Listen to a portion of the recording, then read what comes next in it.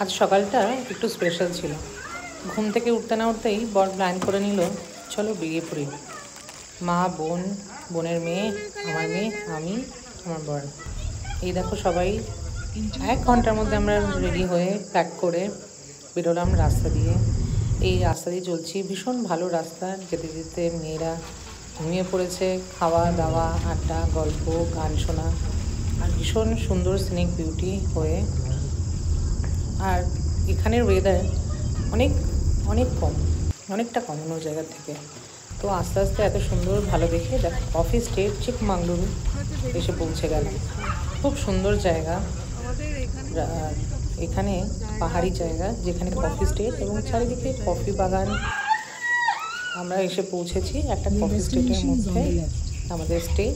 সেখানে আমরা জীবন কাটানোর জন্য। বাকি ভিডিও দেখতে থাকি।